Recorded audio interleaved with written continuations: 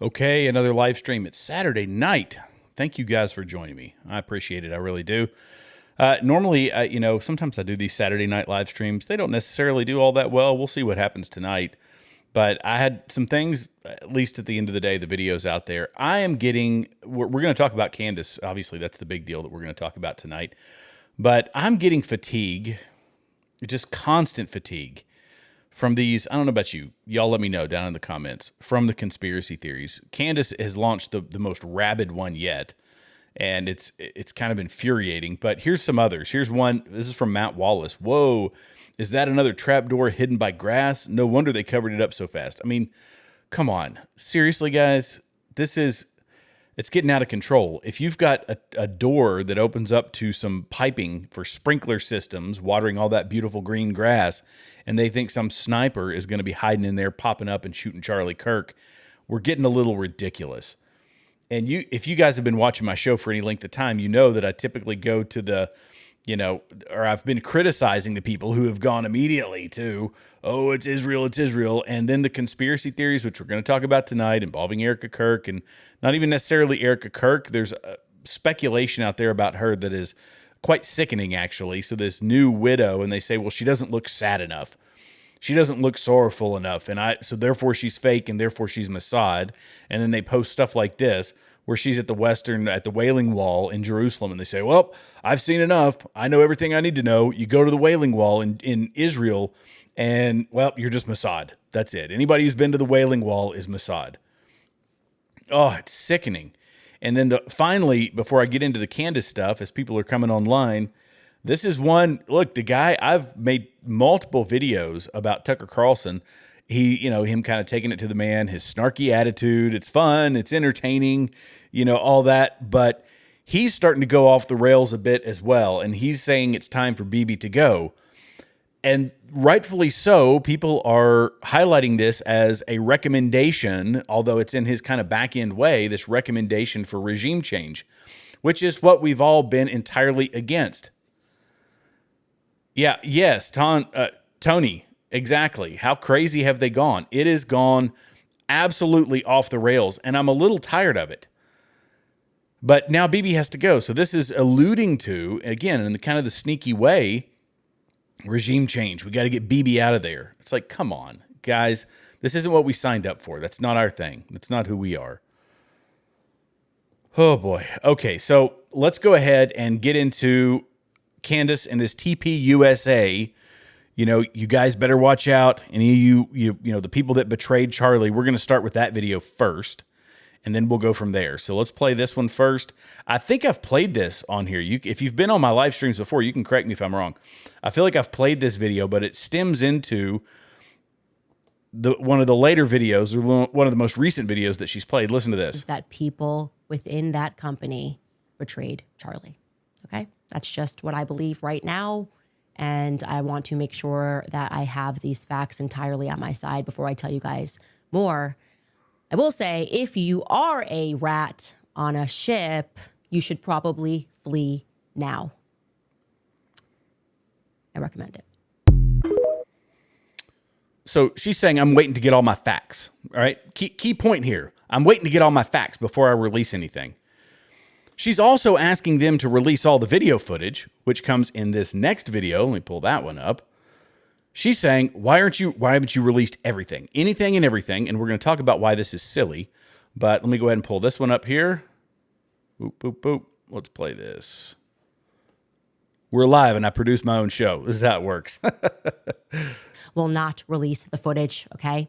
I don't understand it. Every excuse that I have been handed for why they won't release it makes no sense to me. If you are under pressure, if people are starting to look at you funny as an organization, if they're thinking that, whether rightfully or wrongfully, if they are suspecting because they see this footage of someone quickly remove the SD cards, that you guys had something to do with the assassination of Charlie Kirk, and you quite literally have footage that in theory should vindicate yourself, why wouldn't you release it? Think about that. It's just in your own capacity. If somebody is saying you are guilty of anything, if they're like, Candace, you are absolutely guilty of breaking into my car, and I'm like, I have a camera right here that shows that I did not break into your car. Would it make sense if I was like, but I'm not going to release that? Not even close to the same equivalency. That. Because it's not right. It's not right for me to release. What? It makes no sense. I don't understand why they would not release this. The idea that it's because, well, the feds are saying the feds cannot arrest you. Last I checked, the feds cannot bring charges against you for releasing footage that you own. And since when do we trust the feds? Certainly Charlie didn't. He didn't believe we were getting the truth about the Epstein files and things of that nature. So I don't accept that. Okay, a couple of things here. First off, we have to understand, you guys know this, the delicacy of this situation is different from somebody who robbed your car or who, stole some sunglasses out of the front of your car.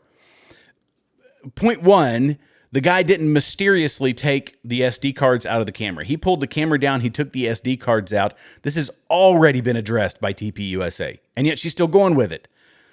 It was openly discussed by TPUSA, and the guy said, I asked him, why did you take those cards? And he said, I know how evil people can be. Because if you leave a camera up, they were stealing hats, they were taking all this stuff from the crime scene. It stands to reason that they're going to take the cameras and the cards to protect that evidence. And they've also said, we gave that evidence over to the FBI. So, okay, there's point one. She says, I don't understand why they won't release the footage. And maybe they're worried about the monetization, as she is doing, with the assassination of Charlie Kirk and the repercussions of 4K video making its way all around the internet and people making T-shirts like they were in the wake of Charlie Kirk's assassination. People on the left making T-shirts as if it's some caricature. Maybe that's what they're worried about. That seems like a viable reason. Also, this is an active investigation. So why would you open yourself up to an obstruction of justice charge just because a snarky commentator on the internet says you should because she wants to monetize it? That's what she's trying to do. This is about her monetization. And I'm going to tell you, these are common leftist tactics. So Candace purports to be a conservative. I'm going to take her at her word. But the tactics that are being used, not just by her, but by other people, it's when you accuse, the left, they accuse the right of doing something, of conservatives of doing something. And then, even though it's unfounded, and they make them spend their valuable airtime defending the lie rather than expressing their whole and entire complete ideas. That's a leftist tactic. They make wild accusations and then they put people on the defensive. Bibi Netanyahu came out and made a video saying that it's ridiculous for people to suggest that Israel had anything to do with this.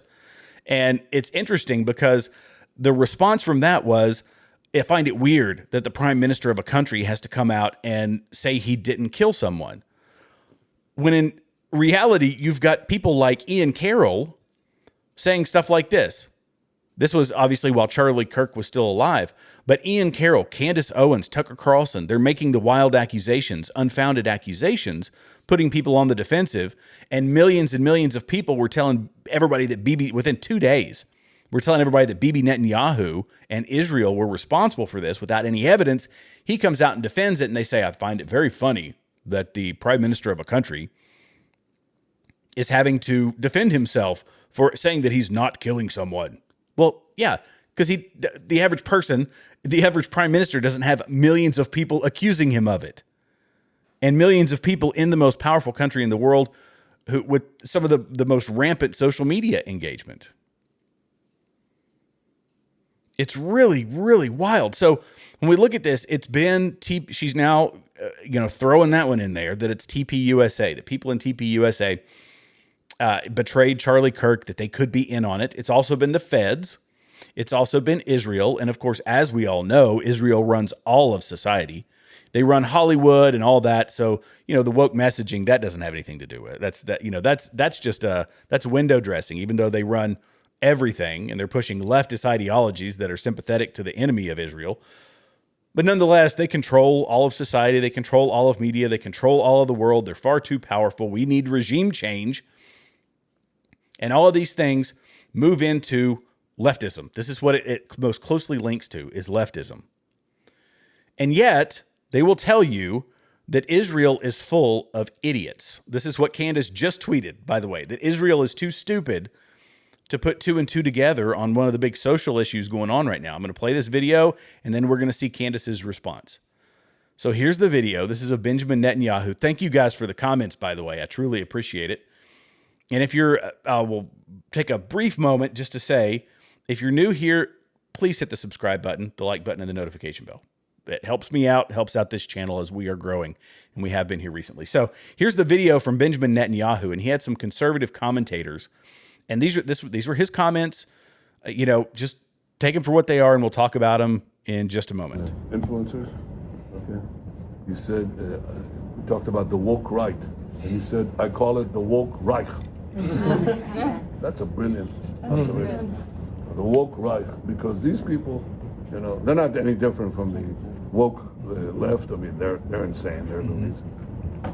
But they're actually meeting on some of the things. And what we have to do is we have to secure that part of the base of our support in the United States. That is being challenged systematically. A lot of this is done with money. Money of NGOs, vast. Money of governments, vaster. Okay? We have to fight back. How do we fight back? Our influencers. I think you should also talk to them if you have a chance. To that community, they're very important. And secondly, we're going to have to use the tools of battle. You know, the weapons change over time. You can't fight today with swords. That doesn't work very well. Okay, and you can't fight with cavalry. That doesn't work very well. And you have these new things, you know, like drones, things like that. I won't get into that. But we have to fight with the weapons that apply to the battlefields in which we're engaged. And the most important ones are the social media. And the most important purchase that is going on right now is followers. TikTok. TikTok, number one. And I hope it goes through because it can be consequential. And the other one, what's the other one that's most important? X. Exactly. Very good. And, you know, so we have to talk to Elon. He's not an enemy. He's a friend. We should talk to him. Now, if we can get those two things, we get a lot. And I could go on other things, but that's not the point right now. We have to fight the fight, okay?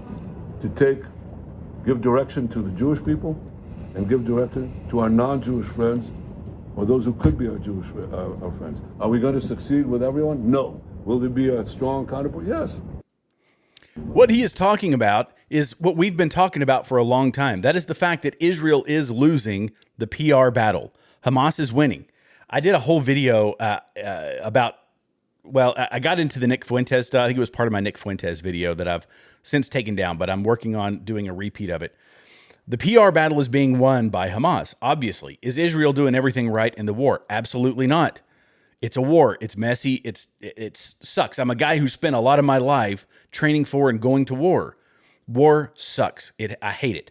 But when it comes to the PR battle that has been a key component of warfare in this century, Israel is losing. And so he's talking to influencers about the PR campaign.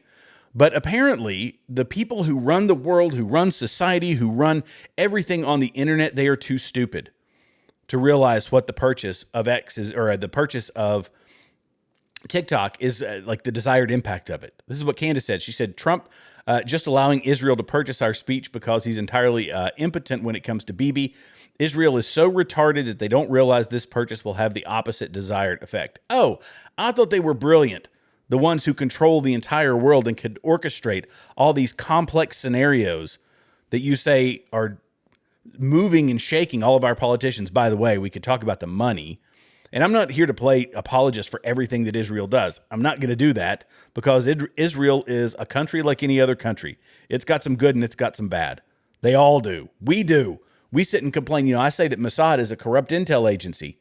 It is. So is the CIA. So is the FBI. And that's what we're fighting against. Us and our social movement. That's what we're trying to do. We're trying to clean up the whole of governance. Israel is much the same, but this little place the size of New Jersey who controls everything, they're too stupid to understand what the purchase of TikTok means. You see what I'm saying? This is, they're kind of darned if they do and darned if they don't. And the Christian situation is one that goes wholly unnoticed. When we talk about Israel, I'm going to kind of slightly dovetail off of that and talk about other genocides, other things that are happening around the world that a lot of these conservative commentators, or that purport to be conservatives, but that these people, they don't like to recognize. Listen to Bill Maher, of all people. Every now and then, it's like a stopped clock is right twice a day, and even a blind squirrel finds a nut every now and then. Bill Maher does the same thing. He's on this awakening movement. Listen to what he says. The fact that this issue has not gotten on people's radar. Right, no one's talking about it. It's pretty amazing. If you don't know what's going on in Nigeria, your media sources suck. You are in a bubble. Not, and again, I'm not a Christian, but they are systematically killing the Christians in Nigeria. They've killed over 100,000 since 2009. They've burned 18,000 churches. This is so much more. These are their Islamists, Boko Haram. This is so much more of a genocide attempt than what is going on in Gaza. They are literally attempting to wipe out the Christian population of an entire country. Where are the kids protesting this? Yeah. Thank you. Thank you. Because no one will talk about it, so thank you. Absolutely. It's Africa. That's why no one's talking about it, and they should be. You can't read about it in mainstream media. It's sad, so thank you for bringing it up. Well, because the Jews aren't involved. That's why. It's the Christians and the Muslims. Who cares? It's just... I mean, again, a stopped clock can be right twice a day, and Bill Maher was in this instance. Boko Haram, the Islamic State West Africa province, the Fulani militants, 10 to 15,000 have been killed in the last year. 10 to 15,000, 7,000, almost 8,000 since January of this year. And that doesn't even count the 100,000 that have died in South Sudan. A lot of whom, 60% of whom, are Christians being thrown out of their land. 1 million Sudanese have been displaced back into refugee camps. They don't feel the need to highlight that. And I thought about this today. I was driving in my car, and I was listening to people talk, some folks that obviously some very, very anti-Israel people. And I'm not an apologist for Israel. I have to keep saying that. And no, I'm not paid by AIPAC. Look at the number of people in my channel. That's always the thing. It's like, who are you stumping for? Who's paying you? Is AIPAC paying you? That's silliness. That's not what this is. This is common sense and reason. And the anti-Semitic, anti-Israel movement is a very powerful one, and it always has been. But these are Christians who are making these arguments. And when Christians are being slaughtered, when the 100,000 people out of the Nagorno-Karabakh have been displaced out of their homeland, they never make videos about that.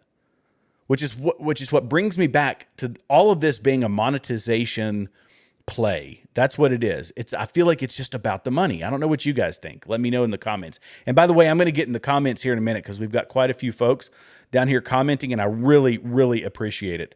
Really appreciate it. For the new folks that have come on, again, hit that subscribe button, the like button, and the notification bell. If you don't mind, it really helps out the channel. I appreciate it. So here we've got all these dilemmas in our country. We've got all these dilemmas in other countries where Christians are being persecuted. And of course, within 2 days, as I said, it was the Jews did it, the Jews did it, the Jews did it. It's always the Jews, it's always Israel. Yet they're stupid, as Candace Owens says.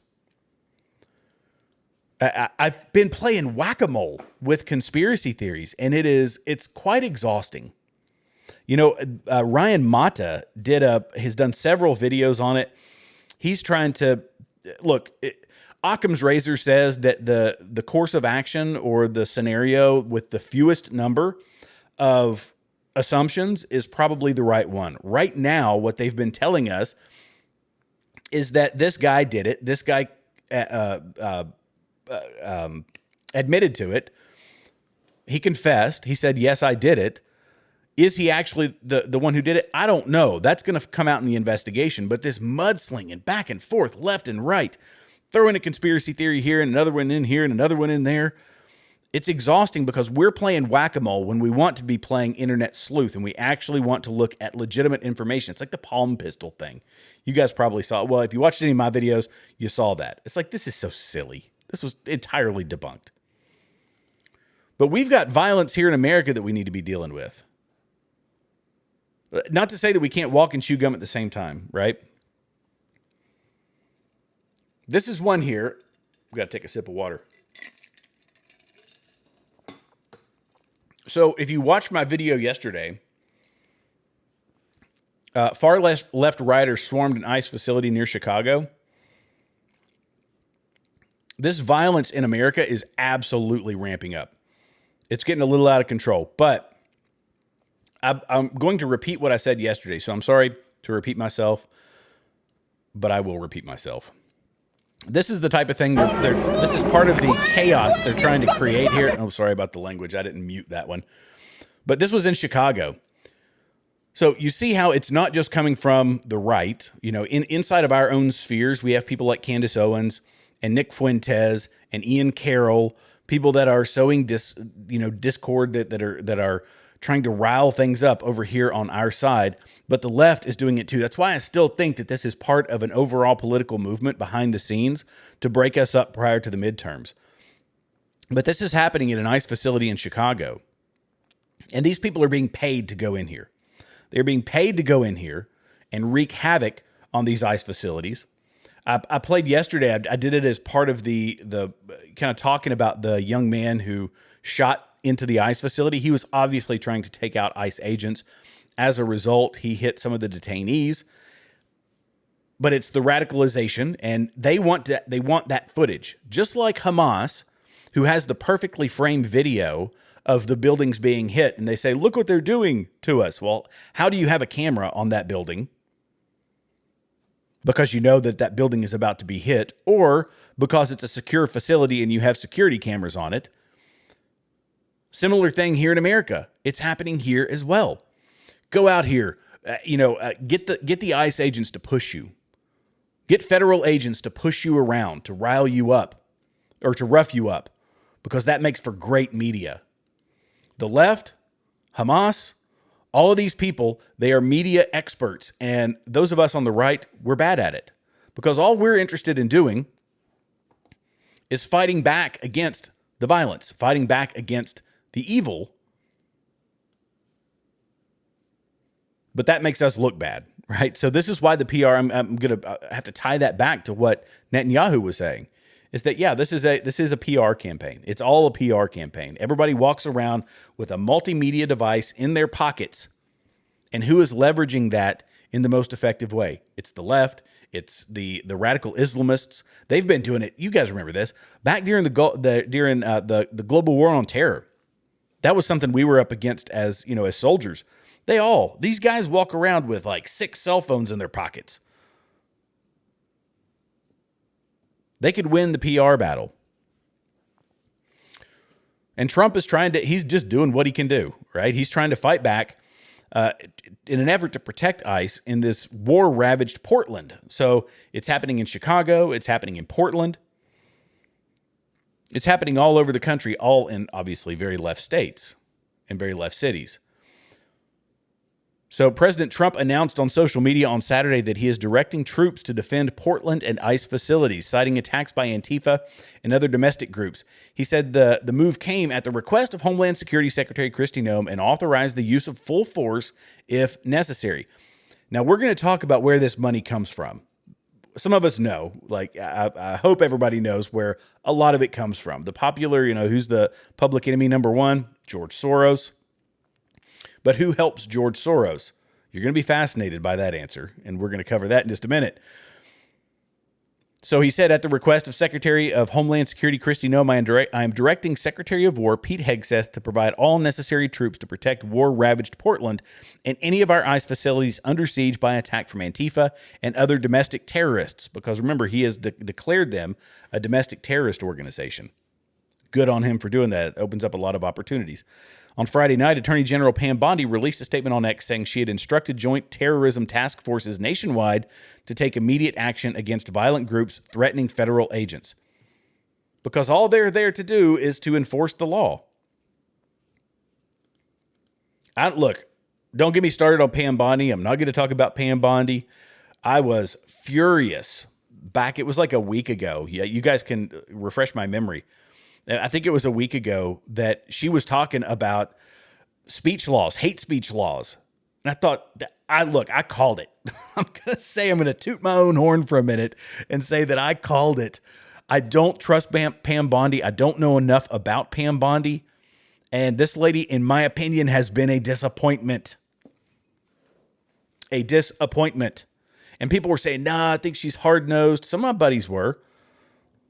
If they're watching tonight, love you guys. But look, I was right. I was right about Pam Bondi. She has been an absolute embarrassment. But anyway, that's neither here nor there. She's instructed the Joint Terrorism Task Forces throughout the nation take immediate action to identify, disrupt, and investigate domestic terrorist activities, including repeated violence and obstruction, targeting federal personnel. Blah, blah, blah. Let's see if I can find this video here. Here we go. Let's listen to Jack Posobiec. He had some comments to say about this. I like Jack okay.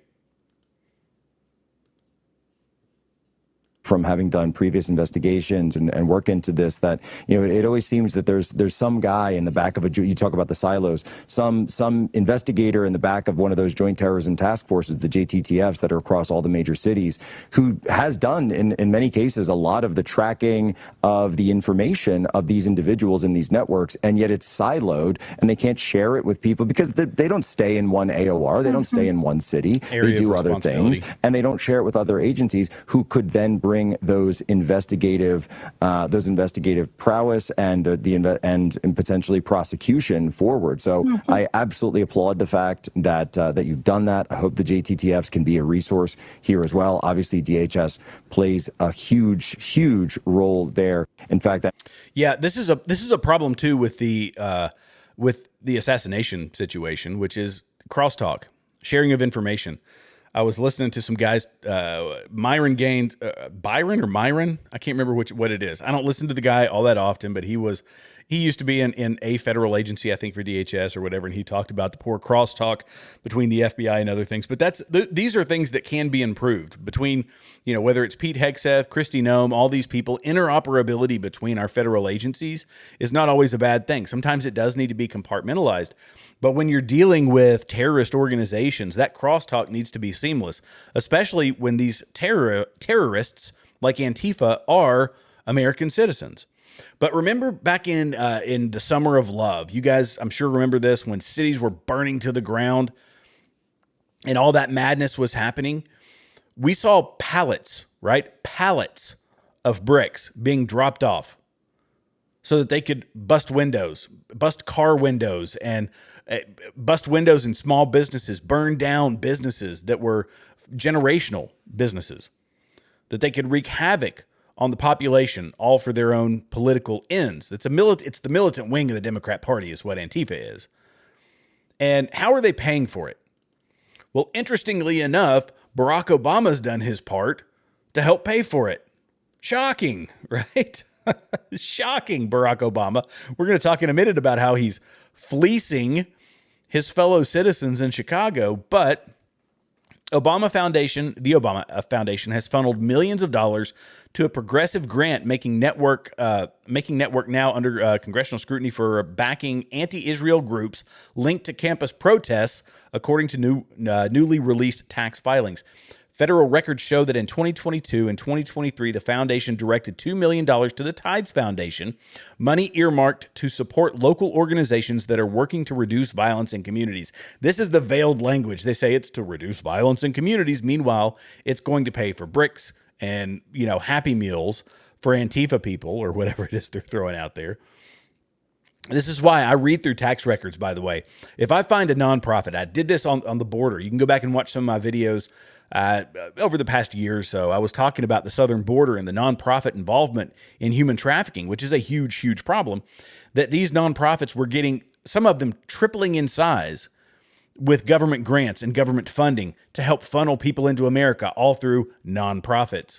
And you'll find here, once I read off some of these numbers, that nonprofits get some massive salaries for some of these folks. So Obama's, his foundation, they sent millions to the Tides Foundation. Obviously, a clear link to George Soros.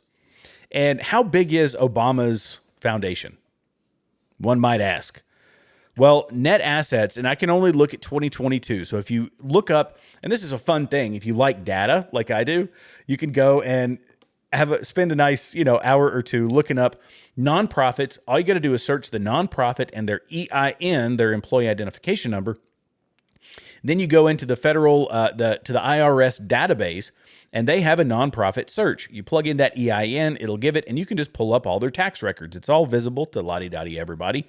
Very fun if you like data. I'm a nerd, so I do like data.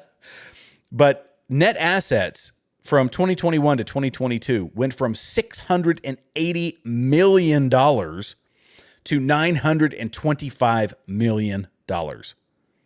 Valerie Jarrett, if you remember, she was the senior advisor to Obama. She makes off of this same nonprofit $740,000 a year, and they have a $20 million payroll. So they paid, the kind of the scuttlebutt around this organization is because of what's going on in Chicago, that his presidential library, which is like any typical Democrat, is going to be over budget. I think we could have all guessed that was going to be the case. And he's supposed to have this fund, right? This reserve fund that's supposed to offset expenses to the taxpayers. Interesting that he has put in $1 million. That's it. His nonprofit has paid $90 million. Now, they did pay $90 million to the Lakeside Alliance, which is a conglomerate of construction people. So he's paid $90 million to them. He paid his realtor, or not his realtor, but his architect, $3.7 million. This project has ballooned, and I've followed it over time. It's going to hit $1 billion. $1 billion for a library for a president who did very little to help the American people. Let's be truly honest. So when the Obama Foundation snagged a sweetheart deal to build its beleaguered Obama Presidential Center in a Chicago public park, it pledged to create a $470 million reserve fund to spare taxpayers should the project ever go belly up. So this is like the security blanket for the people in Chicago. Have they done that? Well, they put in $1 million. Oh, thanks. Of your $925 million nonprofit, you gave him a milli, a cool milli.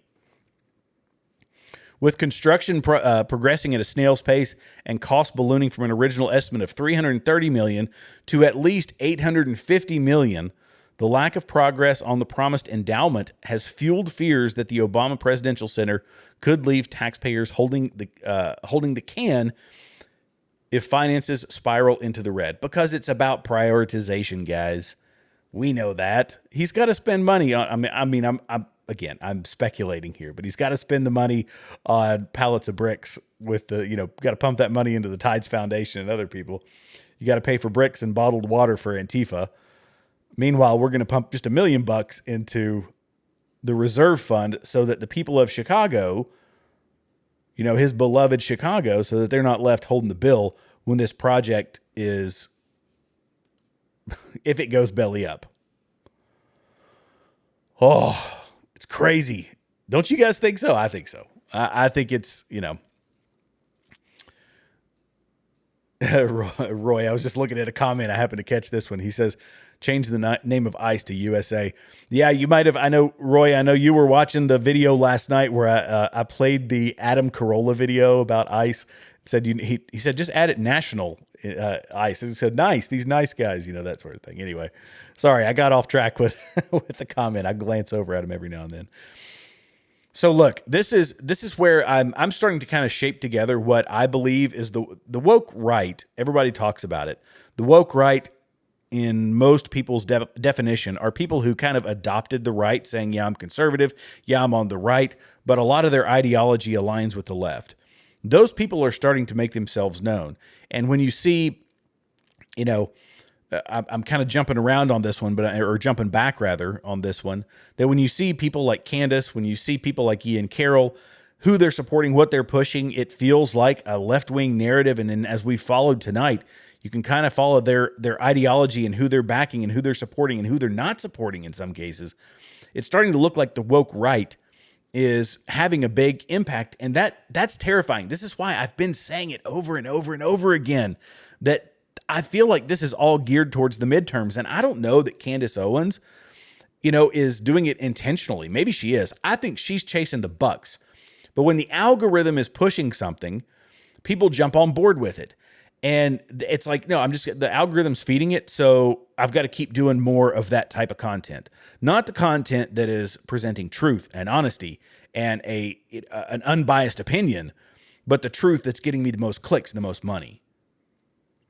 So that's why when I've railed against Nick Fuentes, I say the same thing. Don't you find it odd that a guy who's right wing, but he is a white supremacist, he is an anti-Semite, he is a misogynist, he is all around, he's a liar. I've shown that in video multiple times, where he says one thing and then, a few weeks later says something else. He lied about the whole January 6th thing, about what he thought of Charlie Kirk, like all these inconsistencies, that there's play actors out there on the internet that aren't wanting to give honest opinions, and the algorithm pushes it. But who's it dividing? It's not dividing left and right. It's dividing right and right. What wedges can we find? Like cracking open a piece of granite. Like we were the MAGA movement was a solid piece of granite. Not entire. Well, I shouldn't say that. It might be too extreme of an example, but just follow my analogy here.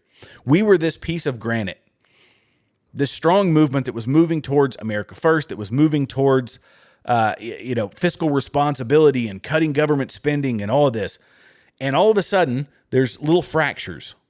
Well, there can be little fractures in granite. Just look at a piece of stone, and it's not necessarily going to break apart. But then along came the people with the wedges, and they're hammering in those wedges. Each one has their own little piece.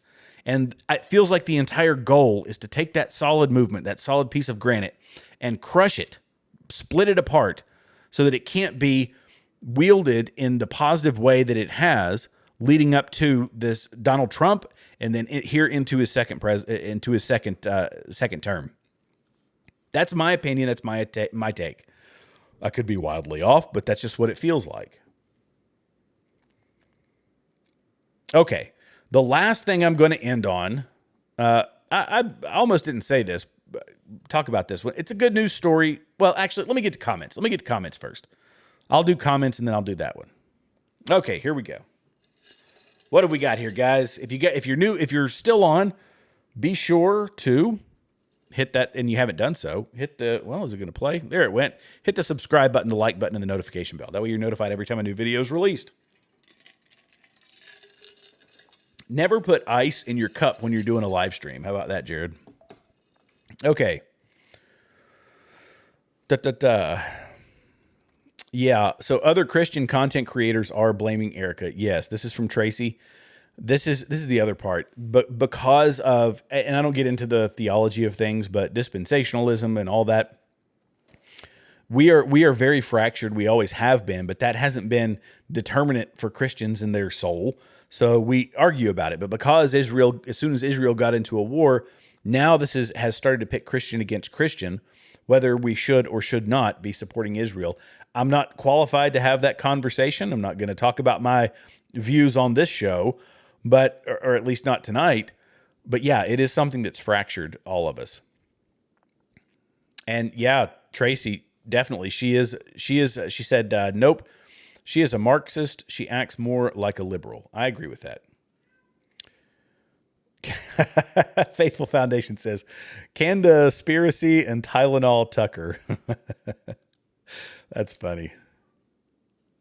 Yeah. Oh, yeah. There you go. Another one. It was the bees the other day, too. Let's not forget the bees. You're right. So the conspiracies, it's the feds, it's Israel, it's the underground Polish communist bee cult. Boy, there's a lot of people involved in this. Oh, and it's Turning Point USA. I got to remember the one that we talked about today. Oh, thanks for reminding me of that one. I appreciate it. Yes, there you go. This is another key. This is a key point. It's depending on the numbers, and let me see if I can find it. I actually looked this up.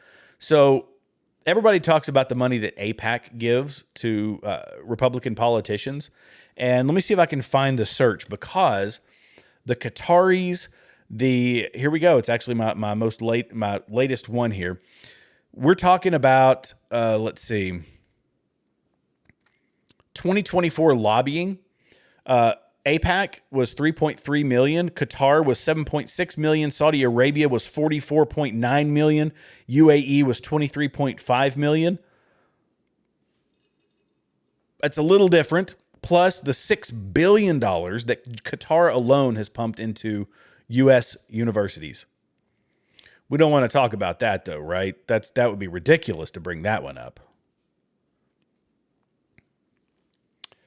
Let's see.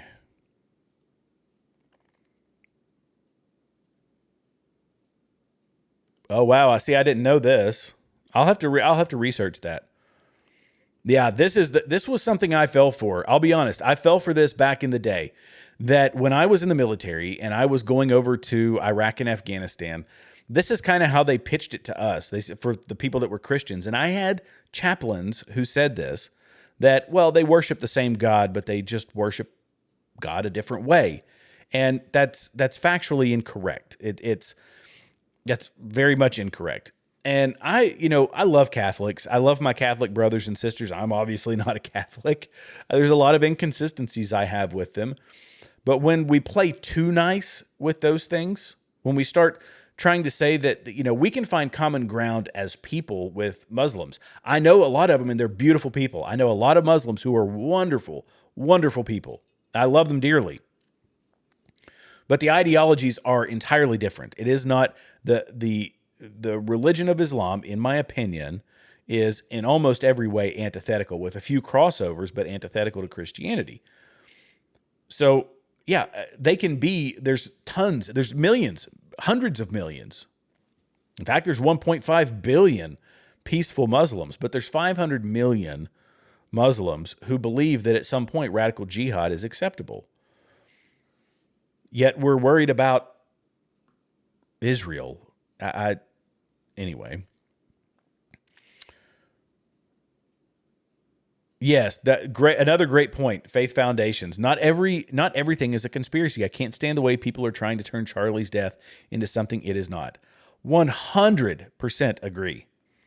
100% agree. Look, I'm all about let's research all the data. There's so much data out there. And are we being fed some things that aren't accurate? Probably so. We're going to find that stuff. But when we muddy the water, that's what drives me insane, is we're muddying the water for all the people who are out here like myself, who are actually trying to find information that's going to help people bring closure to this or to help frame the situation for people. That's one thing. But if you say, I got 100,000 clicks on this thing where I said it was a palm pistol that from 1890, and I'm just going to keep throwing that out there for as long as I can because I'll put a little money in my pocket, that's what's poisoning the well of information in this whole thing.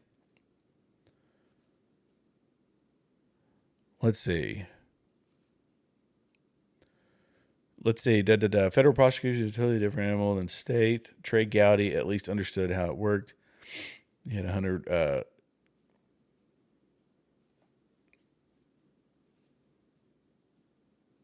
Don't Stop Meowing is a Muslim couple. I love their channel. Okay, I'll have to check that one out. Yeah, I don't know anything about that. About that one. Yes, well, there you go. They never should have talked. Going back to Pam Bondi. Again, for me, it was I don't know anything about her. And people said, well, she did some good stuff down in Florida. And I thought, okay, I trust Florida. I trust Ron DeSantis, I guess. Even though I wasn't a huge fan of, some of his fakery, I felt like he was a terrible presidential candidate, but he's been a great governor. Look, we can all admit that. I think you guys can admit that too. Give me a thumbs up and hit the like button if you think he's an okay governor, but a bad presidential candidate. But Pam Bondi, honestly, she was, unless you were in Florida, she was kind of a nobody, but I haven't been impressed. I really haven't been. And I don't know. We'll see. I mean, she's going to be around for the long haul. Trump trusts her. So do I trust Trump? Yeah, on most things. Can he make mistakes? Yeah. That's where that's one of our fatal flaws, I think, as a Republican Party, is we say that Trump can't make mistakes. Trump's perfect. Trump is Trump. He's just doing his own thing. No, he's going to have missteps. And a lot of those missteps are going to come from the people he chose. We saw that from the first administration. The reason he couldn't get much done was because of the people that he picked. He picked a lot better people. I love Pete Hegseth. For as much as Marco Rubio is a politician, he's been doing a pretty good job so far. He's been doing some good things, but good gracious, there's going to be, I said it from the beginning, guys. I really did that. Pam Bondi, I don't trust it. It just seemed like a weird pick. And I was for Matt Gaetz. That was my choice because he was a bulldog, and I think we all want to have a bulldog in the fight. And okay, so there you go. All right, guys. Hey, thank you all so much. I appreciate all the new viewers tonight. If we've got new viewers, I'm going to remind you again. I got to hit the reminders, right? It's all about that subscribe button, the like button, and the notification bell. When I do these, oh yes, Tulsi. There you go. I just saw it pop up. I love Tulsi. I've always liked Tulsi, not because she's a left leaning person, but in the position she's in, obviously she takes kind of stays out of the limelight because that's what the DNI does. The DNI is not supposed to be out here talking to the public all the time. The DNI is handling all the super secret squirrel stuff that's going on behind the scenes. And I talked about when the deal was going down with the bombing of Iran and the nuclear facilities. Reports were coming out that Tulsi wasn't in the room and Tulsi wasn't privy to all that. And that kind of bugged me if that was the case. I'm not going to say that was confirmed. But what I read was she was not in the room. And if that's the case, I have a problem with that because she's one of the big anti-forever war people. She's not for the forever wars like I grew up in. I was in college. I was in military college when 9/11 happened. And I said, yes, I'm going in the military. And I went in the military. I did 10 years. I did 3 deployments because of that whole thing. And then 20 years later, it was almost my entire military career because I did part of my time in the reserves. Then we're finally ending it. And then you come to find out about all the lies and the deception and everything that got us into it. And I didn't like that. I mean, by the time I was done with, active duty, I was sick of the way we were fighting it. I was like, these forever wars are ridiculous. It's the